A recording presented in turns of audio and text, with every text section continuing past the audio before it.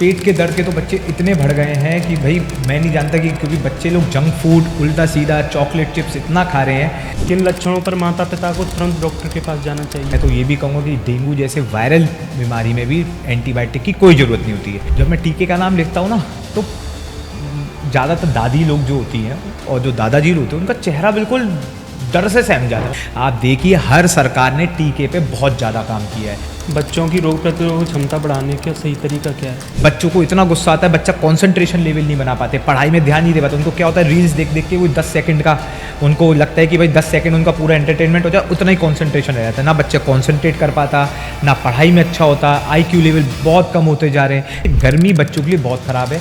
अपने बच्चों को चाहे लड़का हो चाहे लड़की हो, क्योंकि शोषण दोनों का हो रहा है। बच्चों को ये समझाना जरूरी है कि भाई अगर कोई सामने वाला छू रहा है आपको, वो गुड है या बैड है। अब माता पिता में से एक जना कोई स्ट्रिक्ट रहे, एक जना बच्चों का अच्छे से दोस्त बन के रहे। डॉक्टर के अंदर इतना भय आ गया है, मैं बता सकता हूँ आगरा में भी या आसपास के क्षेत्रों में भी 90% डॉक्टर ऐसे हैं जो इमरजेंसी सेवा नहीं लेते हैं। एक आए नेताजी कॉन्ट्रैक्टर आए और हमला कर दिया। मैं अगर किसी को भी जाँच लिखूँ तो मरीज के दिमाग में ही आएगा, अरे डॉक्टर साहब जानबूझ के लिख रहे हैं, कुछ ना कुछ है, इससे डॉक्टर साहब लूट रहे हैं। डॉक्टर की ट्रेनिंग में भी सबसे पहले जो सिखाया जाता है भाई, वो पेशेंट के हित का सिखाया जाता है। तो गूगल जो माता है, मैं तो उनको गूगल माता बोलता हूँ, उन्होंने मुझे इतनी ज़्यादा भ्रम फैला दिया लोगों के बीच में कि उससे एक्सेस में जांच भी हो रही है। पेशेंट से मना कर देंगे ना कि भाई भीड़ मत करो, तो वो चढ़ जाते हैं, कहते अरे डॉक्टर साहब इतनी दूर से आए हैं मिलने में ये दे रहे हो, ये वो। नमस्कार, मैं हूं हिमेश विथरिया और आप देख रहे हैं लोक वार्ती पॉडकास्ट। बच्चों की सेहत, उनका सही पोषण, टीकाकरण, बढ़ता screen time, good touch bad touch जैसी महत्वपूर्ण बातें आज हर माता पिता के लिए चिंता और चर्चा का विषय है। वहीं दूसरी ओर डॉक्टर और मरीज के रिश्ते में बदलते हालात, बढ़ती अपेक्षाएं और स्वास्थ्य सेवाओं से जुड़े कई सवाल भी समाज के सामने खड़े हैं। इन्हीं सभी महत्वपूर्ण विषयों पर आज हम विस्तार से चर्चा करेंगे एक ऐसे विशेषज्ञ के साथ जिन्होंने हजारों बच्चों के स्वास्थ्य, उनके बेहतर भविष्य के लिए लगातार कार्य किया है। आज हमारे साथ मौजूद हैं प्रसिद्ध बाल रोग विशेषज्ञ डॉक्टर प्रखर मोहनिया। डॉक्टर साहब, लोकवार्ती में आपका बहुत बहुत स्वागत है। नमस्कार। मेरा पहला सवाल आपके जीवन, आपके सफर और बाल योग विशेषज्ञ बनने की प्रेरणा के बारे में जानना है। सबसे पहले मेरा नाम डॉक्टर प्रखर मोहनिया है। मैंने MBBS MD, उसके बाद नवजात शिशु में फेलोशिप किया है। फिर उसके लिए मैंने काफ़ी मेहनत की है और 6 महीने में US भी रह के आया, वहाँ पे थोड़ा ऑब्जर्वेशिप करके आया मैं न्यूरोलॉजी में, नवजात शिशु में। बच्चों का डॉक्टर तो मैंने अपने पिताजी को देखा, वो भी बच्चों के डॉक्टर हैं। मैं देखता था कि बच्चों के लिए माँ बाप कितने ज़्यादा चिंतित रहते हैं। पिताजी हरिन मोहनिया जी? जी हरिन मोहनिया जी, और काफ़ी चिंतित रहते हैं। तो बस वहीं से मैंने देखा कि भाई मेरे को तो बनना है, क्योंकि बच्चे मुझे बहुत पसंद है, मैं बच्चों से बहुत लगाव है।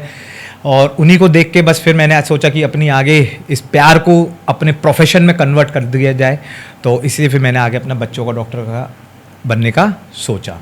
आजकल बच्चों में जो आम बीमारियां हैं जो मिल रही हैं, वो कौन कौन सी चल रही हैं आजकल? हाँ जी, ये आपने अच्छा सवाल पूछा, क्योंकि देखिए आजकल क्या है, जंक फूड बहुत बढ़ गए हैं और इस समय मौसम में हम सबसे ज़्यादा पीलिया, जैसे hepatitis A, hepatitis B, typhoid, ये बीमारी, और पेट के दर्द के तो बच्चे इतने बढ़ गए हैं कि भाई मैं नहीं जानता कि क्योंकि बच्चे लोग जंक फूड उल्टा सीधा चॉकलेट चिप्स इतना खा रहे हैं कि ये बीमारियां आमतौर पे अब नॉर्मली हम बहुत ईजिली देख रहे हैं। और बाकी का तो और भी बीमारियां हैं, जैसे इस मौसम में डेंगू बहुत होता है, मलेरिया बहुत दिख जाते हैं, लेकिन ज़्यादातर पेट के बच्चे बहुत दिख रहे हैं पेट दर्द से जो ग्रसित है। किन लक्षणों पर माता पिता को तुरंत डॉक्टर के पास जाना चाहिए? देखिए ये डिपेंड करता है। मैं इसको आपको 2 कैटेगरी में डिवाइड करूंगा। सबसे पहले मैं बोलूँगा कि नवजात शिशु में 2 चीज़ देखिए। अगर बच्चा बहुत रो रहा है, बच्चा दूध नहीं पी रहा है और पेशाब कम जा रहा है, अगर ये 3 चीज़ें हो रही हैं तो भाई अपने डॉक्टर को पास तुरंत लेके जाएं। अब जो बड़े बच्चे हो गए, जैसे 1 साल 2 साल 3 साल के बच्चे होगा, उनको बुखार बहुत तेज़ है, बुखार उतर नहीं रहा है और मतलब उन्होंने दवाई भी दे दी आसपास डॉक्टर को दिखा के भी, और उसके बाद उन्होंने अपना खांसी नहीं रुक रही है और भी ऐसी चीज़ें जैसे उल्टियाँ हो रही हैं, कुछ खा नहीं रहे हैं, तो इन लक्षणों से भी बच्चों को तुरंत डॉक्टर के पास जाना चाहिए। क्या हर बुखार में एंटीबायोटिक देना ज़रूरी है? देखिए हर बुखार में एंटीबायोटिक की कोई ज़रूरत नहीं होती। मैं तो ये भी कहूँगा कि डेंगू जैसे वायरल बीमारी में भी एंटीबायोटिक की कोई ज़रूरत नहीं होती है। एंटीबायोटिक एक ऐसी दवा है जिसका अपने हिंदुस्तान में सबसे ज़्यादा मिसयूज़ हो रहा है, सबसे ज़्यादा। हर बुखार एंटीबायोटिक नहीं मांगता। अगर हाँ आपको वायरल इन्फेक्शन है तो आपको बिल्कुल, ज़्यादातर अपने हिंदुस्तान में जो बच्चों में 90% वायरल इन्फेक्शन ही होते हैं जिसमें एंटीबायोटिक की कोई ज़रूरत नहीं पड़ती है। लेकिन कुछ बच्चे 10% जिनको इन्फेक्शन है या फिर जिनको तेज़ बुखार है, नहीं उतर रहा है, या पेशाब में इन्फेक्शन है, उन बच्चों के लिए एंटीबायोटिक की ज़रूरत पड़ेगी। जैसे टाइफाइड भी हो गया, उसमें भी बच्चों को एंटीबायोटिक, बहुत बीमारियाँ हैं लेकिन ज़्यादातर बच्चों को एंटीबायोटिक की इतनी ज़रूरत नहीं पड़ती है। सिर्फ जुकाम खांसी के लिए बिल्कुल भी नहीं। टीकाकरण को लेकर के लोगों की क्या गलतफहमी है लोगों के अंदर? देखिए, मैं अपनी रोज़ाना ओपीडी में देखता हूँ, जब मैं टीके का नाम लिखता हूँ ना, तो ज़्यादातर दादी लोग जो होती हैं और जो दादाजी होते हैं, उनका चेहरा बिल्कुल डर से सहम जाता है। मैंने भाई ऐसा क्या है? उनको ये लगता है कि टीके से बच्चा और बीमार होता है। उनको ये लगता है कि भाई टीका लगाएंगे। एक बार एक बच्चा था, उसको टीके लगाने के बाद बुखार आया और हल्के से दौड़े आ गए। ठीक है भाई, बुखार की वजह से दौड़े आ सकते हैं, लेकिन इसका मतलब ये नहीं है कि टीका बुरी चीज़ है। टीका हर एक को लगवाना चाहिए। दूसरा, लोगों को क्या लगता है कि टीके की वजह से थोड़ा बच्चे की इम्यूनिटी पुअर हो जाती है, कमज़ोर हो जाते हैं, दिमाग पे असर आता है। भाई ऐसा कुछ भी नहीं है। मैं दर्शकों से आपके माध्यम से बोलना चाहूँगा, टीका एक बहुत महत्वपूर्ण चीज़ है। आप देखिए, हर सरकार ने टीके पे बहुत ज़्यादा काम किया है। उन्होंने इवन जो प्राइवेट हॉस्पिटल्स में जो वैक्सीन 6,000 रुपये की लगती है, सरकार उसे फ्री में लगा रही है। क्यों? क्योंकि उनको भी मालूम है टीके की महत्वता बहुत ज़्यादा है। बच्चों की रोग प्रतिरोधक क्षमता बढ़ाने का सही तरीका क्या है? देखिए, जो बच्चों की जो इम्यूनिटी होती है, जिसे इन्फेक्शन से लड़ने की ताकत कहते हैं, ये ज़्यादातर बच्चों में दो चीज़ों से बढ़ती है। एक तो प्रोटीन, हाई प्रोटीन डाइट लें, और दूसरा फैट। प्रोटीन किस में मिलता है? अगर आप अंडे खा सकते हैं, बिल्कुल खिलाइए बच्चों को। अगर आपके पास अंडे नहीं खाते हैं या नॉनवेज नहीं खाते हैं, तो आपके पास सोयाबीन है, दाल है। दाल किसी भी तरीके की, उस सब में चने हो जाते हैं, छोले हो जाते हैं, रमास हो जाती है, इन सब में बहुत प्रोटीन होती है। फैट कैसे बढ़ा सकते हैं? फैट आपको घी में मिल जाएगा, मक्खन में मिल जाएगा, या चीज़ होता है जो पिज़्ज़ा के ऊपर जो चीज़ लगता है, मैं पिज़्ज़ा की बात नहीं कर रहा, वो तो बहुत बुरी चीज़ है, लेकिन जो चीज़ होता है उसके ऊपर भी बच्चे का फैट मिलना जरूरी है। एक ऐसा पोषण होना चाहिए जिसमें सब कुछ हो, प्रोटीन हो, फैट हो और आपका कार्बोहाइड्रेट्स भी हो। प्रोटीन और फैट की मात्रा थोड़ी ज़्यादा होनी चाहिए, जिससे कि बच्चे की इम्यूनिटी बढ़ेगी। प्रोटीन बहुत इम्यूनिटी अच्छी बढ़ाता है, उससे इम्यूनिटी बढ़ेगी और बच्चों को ज़्यादा बीमारी नहीं पकड़ेंगे। मोबाइल और स्क्रीन टाइम बच्चों के स्वास्थ्य पर क्या असर डालता है, शारीरिक और मानसिक? हाँ जी, मैं मोबाइल के बारे में बात करते हैं। 2016 के बाद, जब से ये मैं कहूँगा जियो ने जो रिवॉल्यूशन लाया था इंटरनेट की वजह से, उसके बाद से बच्चों का जो स्क्रीन टाइम है वो बहुत ज़्यादा बढ़ गया है। हमारे पास पेशेंट आते हैं, क्या करते हैं पेरेंट्स लोग कि बच्चा रो रहा है, ले भाई मोबाइल ले और बैठा रहे एक कोने में। या फिर माँ को घर पे काम करना होता है, बच्चा परेशान कर रहा होता है, मोबाइल दिया, भाई आराम से बैठ जाता है और माँ अपना काम कर लेती है। अब उनको ये नहीं पता कि इस मोबाइल से उनको कितना ऑटिज्म, हाइपर ADHD जिसे कहते हैं, हाइपर एक्टिव डिसऑर्डर्स होते हैं। गुस्सा बच्चे के अंदर, बच्चे का बोलना बहुत देर से हो पाता है। बच्चों को इतना गुस्सा आता है, बच्चा कंसंट्रेशन लेवल नहीं बना पाते, पढ़ाई में ध्यान नहीं दे पाते। उनको क्या होता है, रील्स देख देख के वो 10 सेकंड का, उनको लगता है कि भाई 10 सेकंड उनका पूरा एंटरटेनमेंट हो जाए, उतना ही कॉन्सेंट्रेशन रह जाता है। ना बच्चा कॉन्सेंट्रेट कर पाता, ना पढ़ाई में अच्छा होता, IQ लेवल बहुत कम होते जा रहे हैं। ये हम लोगों ने काफ़ी देखे कि ऑटिज्म के बच्चे ये सब बहुत 2016 के बाद बढ़ते जा रहे हैं। जंक फूड बच्चों के स्वास्थ्य पर कितना असर डालता है? जंक फूड बच्चों के लिए मैं कहूँगा कि सबसे ज़्यादा ख़राब चीज़ है, उनकी पोषण के लिए भी, उनकी इम्यूनिटी के लिए भी, उनके शरीर के लिए भी। जंक फूड सिर्फ बच्चों का वजन बढ़ाता है, लेकिन शरीर की ताकत बहुत ख़राब करता है। इस जंक फूड की वजह से, जैसे जो बाज़ार में आप देखते हैं ना, टेढ़े मेढ़े चॉकलेट चिप्स वगैरह इतने सब चीज़ें मिलती हैं, वो बच्चों का पेट पूरा ख़राब कर रही हैं। अभी आपने एक केस सुना होगा, बहा या पिन्हाट का था। 13 साल की लड़की थी जो कि सिर्फ़ और सिर्फ चाउमीन और मैगी खाती थी और इसके अलावा और कुछ नहीं खाती थी। उसके पेट का ऑपरेशन हुआ, उसके पेट में आंतें बिल्कुल चिपक गई थी, ऑपरेशन हुआ था और वो बच्ची बच नहीं पाई। तो जंक फूड यहाँ तक ले जाता है बच्चों को कि अगर आप सिर्फ जंक फूड पे ही रखेंगे बच्चों को, तो क्या मतलब, एक क्या होता है कि घर में बच्चा नहीं खा रहा, 2 मिनट में चिप्स दे दिए, बच्चा भूख नहीं लग रही, भाई बिस्किट दे दिए। तो ये चीज़ जंक फूड बच्चे को अर्श से फर्श तक ला सकता है। तो बिल्कुल पेरेंट्स से अनुरोध है, जंक फूड से बच्चों को जितना दूर रख सकते हैं बिल्कुल दूर रखें। बिस्किट वगैरह भी नुकसान है बच्चों को? बिस्किट भी बिल्कुल नुकसान है, क्योंकि बिस्किट ज़्यादातर मैदा से बनते हैं। मैदा, पाम ऑयल और चीनी, सिर्फ ये 3 चीज़ें होती हैं इसमें, और कोई दूसरी चीज़ नहीं है। कोई कहते हैं वीट के हैं, ये भी कोई गलत है, लेकिन ये 3 चीज़ें बच्चों के लिए हमेशा ख़राब है। मैदा तो बहुत ज़्यादा ख़राब है। बिस्किट को एज अ स्नैक्स लिया जाता है। अगर आप भी और हम भी बिस्किट खाते हैं तो ज़्यादा से ज़्यादा 2 दिन में, 1 दिन में चाय के साथ 2 बिस्किट ले लिए। यहाँ पे पूरे के पूरे पैकेट के पैकेट खिलाए जाते हैं, जो कि बिल्कुल गलत है बच्चों के लिए। बेहतर विकल्प क्या है? बेहतर विकल्प, आप घर पे दलिया बनाइए, खिचड़ी बनाइए, रोटी सब्जी खिलाइए बच्चों को। बच्चों के लिए अपने मेवा लेके, जैसे जो अपने काजू, बादाम, पिस्ता, आपके जो किशमिश हो गई, इनको पीस के दूध में डाल के ये पिलाइए। ये ज़्यादा अच्छे विकल्प है इनसे। घर पे आप, हाँ, घर पे आपको मठरी बनानी है, सूजी की मठरी बना के खिलाइए बच्चों को, वो ज़्यादा बेटर है बच्चों के लिए, इन बिस्किट से ज़्यादा अच्छा। घर पे बेसन की कोई भी नमकीन बना दीजिए, वो खिलाइए। इन चीज़ों से ज़्यादा अच्छी ये चीज़ रहेगी। बरसात के मौसम में बच्चों को सबसे ज़्यादा कौन सी बीमारियों से खतरा है? बरसात के मौसम में सबसे ज़्यादा खतरा जो बच्चों को होता है इस समय जो चल रहा है, हम जो देख रहे हैं, टाइफॉइड, हेपेटाइटिस। जैसे जैसे बारिश बढ़ती है, मच्छर बढ़ते हैं, तो डेंगू, मलेरिया, चिकनगुनिया, ये कुछ ऐसी बीमारियां हैं जिसके जो रोग बच्चों के अंदर हैं बहुत ज़्यादा बढ़ जाते हैं। तो इन सब चीज़ों से बचने के लिए सबसे ज़्यादा ज़रूरी है कि भाई मच्छरों से बचें, और बाहर की चीज़ें बिल्कुल ना खिलाएं, और प्रॉपर हाथ धोते रहें बच्चों के भी और खुद के भी, बच्चों को कुछ भी देने से पहले। सुरक्षा के लिए मतलब क्या करना चाहिए वैसे बच्चों को, जो इस चीज़ से बरसात के मौसम में सबसे पहले बच्चों को फुल स्लीव्स के कपड़े पहनाएं। ठीक है, क्या होता है ना, स्कूल में जाते हैं बच्चे नेकर पहन के जा रहे हैं, हाफ स्लीव्स के शर्ट पहन के। देखिए, घर के अंदर हैं तो इतना मच्छर नहीं काटते, क्योंकि घर के अंदर मच्छर, जो भी मच्छर होता है वो घर के बाहर होता है, जैसे जहाँ पे पानी भरा हुआ है, नाले हैं। स्कूल में बच्चे क्या होता है, खुला होता है, तो वहाँ पे मच्छर ज़्यादा रहते हैं। तो बच्चों को हमेशा जब भी स्कूल भेजें फुल स्लीव्स के कपड़े पहनाएं। दूसरा सबसे जरूरी, अगर आपको टाइफाइड, हेपेटाइटिस ए से बचाना है, साफ फिल्टर का पानी पिलाएं। स्कूल में बच्चों को लिए देखें, स्कूल में सुनिश्चित करें कि बच्चों के लिए अच्छे से फिल्टर लगा हुआ है या नहीं लगा हुआ। नहीं है तो स्कूल से, प्रशासन से बोलें कि कृपया करके बच्चों के लिए फिल्टर लगाएं, नहीं तो घर से उबाल के पानी को, उसे ठंडा करके बॉटल में भर के भेजें। और घर पे भी अगर आप समर का पानी पी रहे हैं या खुला पानी पी रहे हैं तो उसको बिल्कुल भी ना पिएं, उसे उबाल के मटके में भर लीजिए, फिर वो वाला पानी पीजिए। उससे जो भी पानी की वजह से जो बीमारी होती है, जैसे टाइफाइड हो गया, हेपेटाइटिस हो गया, हेपेटाइटिस बी, इन सबसे बचा जा सकता है। नवजात शिशुओं की देखभाल में माता पिता सबसे बड़ी गलतियां कौन सी करते हैं? देखिए, नवजात शिशु में सबसे बड़ी जो गलती पेरेंट्स करते हैं ना, उसको ढक बहुत देते हैं बच्चों को ढक देते हैं। गर्मी का मौसम है, बाहर 45 डिग्री टेम्परेचर चल रहा है, उसे ढक दिया, पंखे बंद कर दिए, कूलर नहीं चला रहे हैं, बिल्कुल ऐसे ढक देंगे जिससे कि उनको ये लगे। देखिए, गर्मी बच्चों के लिए बहुत ख़राब है।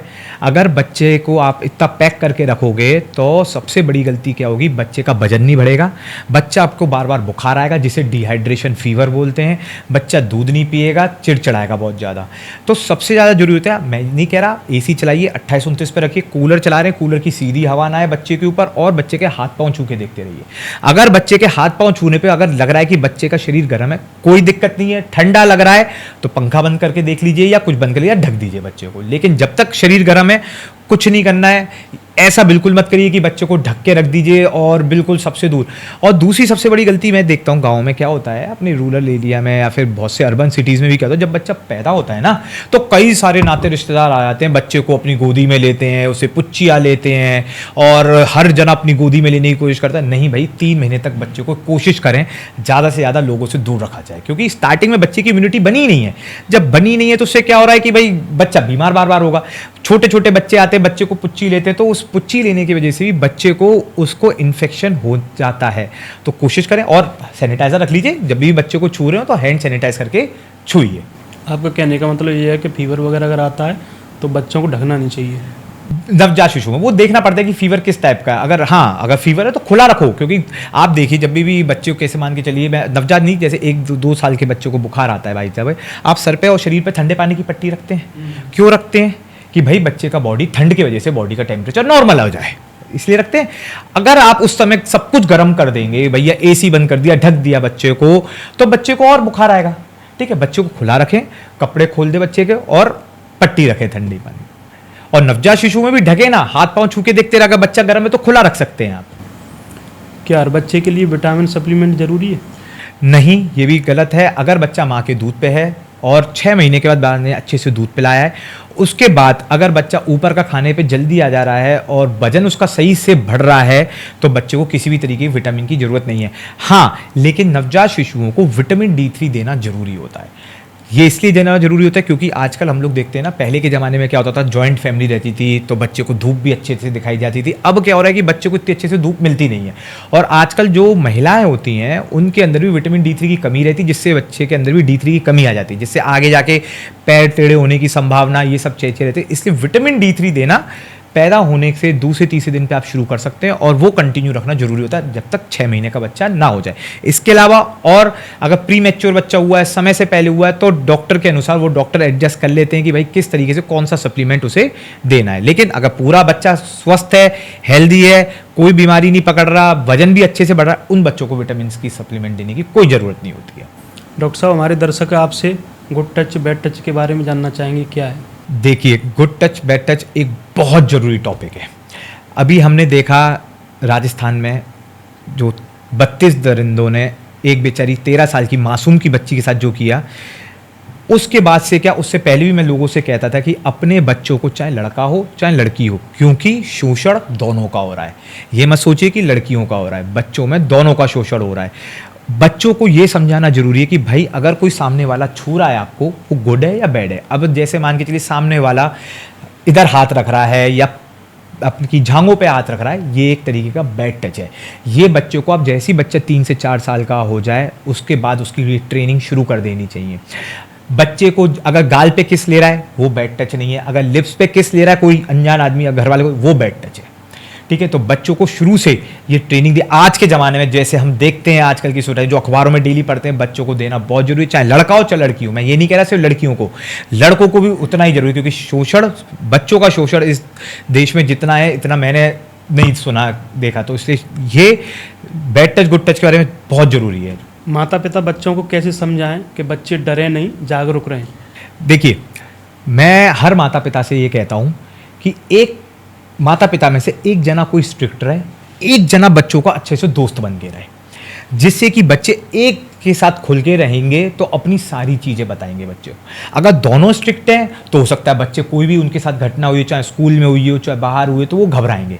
एक जने को ऐसा बन के रहना चाहिए कि बच्चे उनसे खुल के बात कर सकें, और जिससे कि, और जैसे मैंने बताया कि गुड टच बैड टच करने में तो सब कुछ बताना है, बच्चों को सिखाना है, तो जिससे कि बच्चे खुल के इस बारे में उस जने से बात कर सकें। इसी तरीके से हम बच्चों को, मतलब इन चीज़ों से बचाया जा सकता है। आजकल आप देख रहे हैं डॉक्टरों पे हमले हो रहे हैं, तो डॉक्टरों पे हमला होने से ये नुकसान किसका है इसमें? देखिए, डॉक्टरों पे हमला जो करते हैं, मुझे नहीं पता क्यों करते हैं, लेकिन इससे नुकसान ना तो डॉक्टर का हो रहा है, ना किसी मंत्री नेता का हो रहा है, सिर्फ और सिर्फ आम जनता का हो रहा है। डॉक्टर के अंदर इतना भय आ गया है, मैं बता सकता हूँ आगरा में भी या आसपास के क्षेत्रों में भी 90% डॉक्टर ऐसे हैं जो इमरजेंसी सेवा नहीं लेते हैं। वो क्या करते हैं, कोई भी उनको लग जाए कि कोई बच्चा सीरियस आया है, वो क्या करते हैं, उसको तुरंत दूसरी जगह भेज देते हैं, जबकि उनके अंदर पूरी काबिलियत है कि उस बच्चे को सही कर सकते हैं। लेकिन डर क्या रहता है कि अगर मैं इसके कुछ भी करूँ तो क्या होगा कि ये मेरे पे कहीं हमला ना कर दें।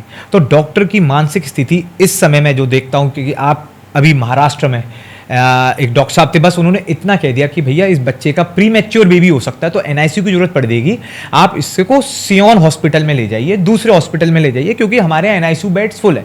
अब बताइए उस डॉक्टर की क्या गलती थी? उसे तो मरीज के हित में ही बताया ना भाई कि तुम दूसरी जगह ले जाओ, अगर बच्चा प्री मैच्योर हुआ तो कुछ भी हो जाएगा, कि हमारे लिए बेड नहीं है, ये हित में बात करी। लेकिन क्या हुआ, एक आए नेताजी, कॉन्ट्रैक्टर आए और हमला कर दिया बच्चों के ऊपर।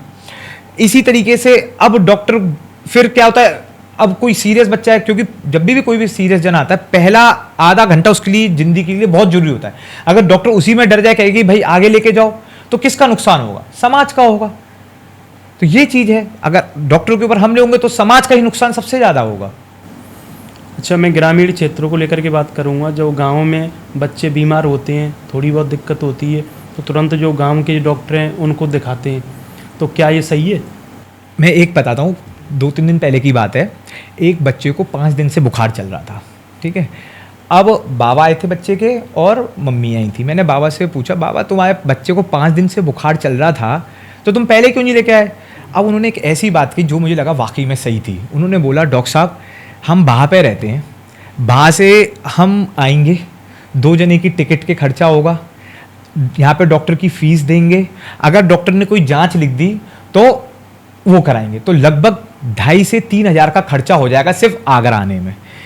एक दिन काम नहीं करेंगे वो भी जाएगा। इसलिए हमारी मजबूरी क्या हो जाती है, हमें भी मालूम है वो थैला चाप है, लेकिन हमारी मजबूरी क्या बन जाती है कि भाई हमें पास के डॉक्टर को दिखाना पड़ता है।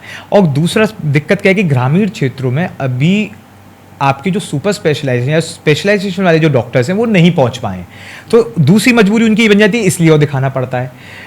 फिर अब दिखाने के नुकसान बहुत ज़्यादा है, क्योंकि हम लोग देखते हैं ज़्यादातर बच्चे 3 या 4-5 दिन के बुखार में आते हैं, तो दिक्कत क्या होती है कि वहाँ पे दिखाने से पहले प्रॉपर डायग्नोसिस नहीं बन पाती बच्चों की, प्रॉपर डोज नहीं पहुँच पाती, और सबसे ज़्यादा जो एंटीबायोटिक जो हो हमने एंटीबायोटिक का इतना मिसयूज़ होता है उसमें कि बच्चों को फिर आगे हैवी एंटीबायोटिक लगानी पड़ती है। तो मैं ये कहता हूँ अगर आपके पास में ही, जैसे बाहर से चले तो फतेहाबाद में आएंगे, तो फतेहाबाद में हैं अपने पास डॉक्टर्स हैं, डॉक्टर वहाँ पे दिखा लीजिए ज़्यादा से, अगर आगरा तक नहीं आ पा रहे हैं, लेकिन बाहर से फतेहाबाद ज़्यादा दूर नहीं पड़ता है, ठीक है। इसी तरीके से अपने आसपास के क्षेत्रों में देख लीजिए। पहली बात आपको ध्यान रखिए कि भाई आपके आसपास में बच्चों का डॉक्टर कौन है, आपके पास MD मेडिसिन कौन है, उनके पास जाके पहुंचिए आप दिखाने के लिए। लेकिन किसी भी डॉक्टर को दिखा के, हाँ अगर लिए दवाई 1-2 दिन तक वेट कीजिए, लेकिन इतना लंबा मत वेट कीजिए कि भाई आप उसी पे इतना विश्वास करके उसको दवाई देते रहें उसी पे। तो आइए दिखाइए, फिर बच्चों को कुछ नहीं होगा। फिर डॉक्टर और मरीजों को लेकर के आजकल विश्वास बहुत कम हो रहा है, क्या कारण है इसका? इसके पीछे देखिए कारण मेरे को जो ये लगता है कि जो विश्वास जो कम हो रहा है ना, एक तो सबसे बड़ा कारण जो लग रहा है कि मरीज को ये लगता है कि डॉक्टर लूट रहा है, ठीक है। अगर कोई जना, मैं अगर किसी को भी जांच लिखूं तो मरीज के दिमाग में ही आएगा, अरे डॉक्टर साहब जानबूझ के लिख रहे हैं, कुछ ना कुछ है, इसलिए डॉक्टर साहब लूट रहे हैं। ये धारणा बहुत गलत बन गई है। मैं ये नहीं कह रहा कि भैया मरीज गलत है, ये धारणा ही बच्चों, ये इस धारणा ने ही, ये एक जो रिलेशनशिप होता है ना डॉक्टर पेशेंट रिलेशनशिप, ये बहुत। अब मैं देखता हूँ कोई भी डॉक्टर जैसे अपना पोस्ट डालता है या कुछ भी डालता है, उसके नीचे क्या ज़्यादातर लोगों ने ये लिखा होता है, ये लुटेरे हैं, ये करते हैं, इनके वजह से मेरा ये हो गया। भाई ऐसा नहीं होता। अगर आप 100 डॉक्टर हैं, मैं ये नहीं कह रहा 1-8% गलत है, लेकिन हमारी कम्युनिटी में, हमारे डॉक्टर्स में मैं इतना तो श्योर हूँ कि 90 से 95% ईमानदारी का काम कर रहे हैं। चलिए अगर आपको शक भी है, जैसे एक फौजी होता है, उसकी ट्रेनिंग क्या होती है, भाई पहले देश को देखेंगे हम, बाद में अपनी फैमिली। ऐसी डॉक्टर की ट्रेनिंग में भी सबसे पहले जो सिखाया जाता है भाई, वो पेशेंट के हित का सिखाया जाता है। पेशेंट के लिए क्या बेस्ट है पहले वो सिखाया जाएगा, पैसा तो उसके लिए बाद में। और कोई भी हॉस्पिटल में अगर पेशेंट एडमिट करता है, डॉक्टर एडमिट करता है, वो अगर कोई एक्स्ट्रा जांच भी लिख रहा है तो वो इसलिए नहीं लिख रहा कि भाई उसे कोई जानबूझ के लिख रहा हो, कोई ना कोई दिक्कत होगी उसलिए लिख रहा है। सबसे पहले धारणा चेंज करनी होगी कि भाई मरीज को अपने दिमाग से ये लगना पड़ेगा कि भाई ये हर डॉक्टर लुटेरा नहीं है। मैं ये कह रहा हूँ 99% डॉक्टर लुटेरे नहीं है, लेकिन कोई भी चाहेगा कि मेरे यहाँ से बच्चा आए सही होके जाए, या मेरे यहाँ जो पेशेंट आए सही होके जाए, जिससे कि सबसे ज़्यादा तारीफ उसी की होगी कि भाई पेशेंट सही हुआ। क्या हर इलाज में 100% गारंटी दी जा सकती है? बिल्कुल नहीं, बिल्कुल नहीं, कोई डॉक्टर गारंटी नहीं दे सकता। अगर कोई भी डॉक्टर गारंटी देता है तो वो बहुत गलत कर रहे हैं। किसी भी इलाज में किसी भी तरीके की कोई गारंटी ना हो सकती है। हाँ, डॉक्टर अपनी तरफ से पूरा प्रयास करेगा कि उसने अगर कोई जने को एडमिट किया है, चाहे बड़ा हो, चाहे बच्चा हो, चाहे बूढ़ा हो, वो उसके यहाँ से सही होके जाए, लेकिन गारंटी कभी नहीं होती। क्या इंटरनेट और सोशल मीडिया की जानकारी कभी कभी इलाज में बाधा बन जाती है? बिल्कुल, बहुत ज़्यादा बन जाती है बाधा। लोग वाक, अब मैं एक और बताता हूँ पेशेंट, उसको यहाँ पे गांठें थी, वो आया सीधा और मुझसे बोला, डॉक्टर साहब मेरे बच्चे को देखो, उसे कैंसर है। अब मैं, भाई तूने को कैंसर है, तूने कहाँ पे पढ़ा? डॉक्टर साहब मैं ChatGPT पे और गूगल पे पढ़ के आया हूँ। मैंने कहा भाई मेरे अभी रुक जा, इतना मत डरा करो। तो जी गूगल से, जो गूगल जो माता है, मैं तो उनको गूगल माता बोलता हूँ, उन्होंने मुझे इतनी ज़्यादा भ्रम फैला दिया है लोगों के बीच में कि उससे एक्सेस में जांच भी हो रही है। लोगों को ये टेंशन होता है कि डॉक्टर साहब ये भी करा लो, ये भी करा लो, ये भी करा लो, और आदमी भय भी हो जाता है, पूरा फैमिली इतना परेशान हो जाता है। तो भाई डॉक्टर पे विश्वास रखें। ये गूगल माता, ChatGPT, ये सिर्फ वो चीज़ बताती है जो इनके पास इंटरनेट पे पड़ा होता है, वो भी बिल्कुल आधी अधूरी जानकारी होती है। इलाज के दौरान मरीज की और मरीज के माता पिताओं की क्या जिम्मेदारियां होती हैं? देखिए, मरीज की तो मैं ये कहूँगा कि सबसे बड़ी जिम्मेदारी ये होती है कि भाई मिलने वालों को कम लेकर आए। ठीक है, क्या होता है कि इतने मिलने वाले आ जाते हैं कि बिल्कुल घेर के लग जाते हैं। जब कोई पेशेंट जब बीमार होता है या मैं बेड पे बीमार लेटा हूँ तो मैं ये चाहूँगा कि मेरे पास शांति रहे, मैं बिल्कुल शांत वाले माहौल में रहना चाहूँगा। ये नहीं कि मेरे आस पड़ोसी में मेरे रिश्तेदार आ जाएं, मैं दर्द से गूंज रहा हूँ, मैं दर्द भूल रहा हूँ और वो रिश्तेदार कह रहे हैं और भाई सुबह से दर्द तो नहीं हुआ, ये तो नहीं हो रहा, तो इससे और चीज़ें मेरी बीमारी को उल्टा बढ़ा रहे हैं। भाई आप आए मिलिए, और लेकिन भीड़ भड़ाका पेशेंट के आसपास बिल्कुल नहीं करनी चाहिए, क्योंकि हम अपने यहाँ भी देखते हैं, हम पेशेंट से मना कर देंगे ना कि भाई भीड़ मत करो तो वो चढ़ जाते हैं, कहते हैं अरे डॉक्टर साहब इतनी दूर से आए हैं मिलने भी नहीं दे रहे हो, ये वो।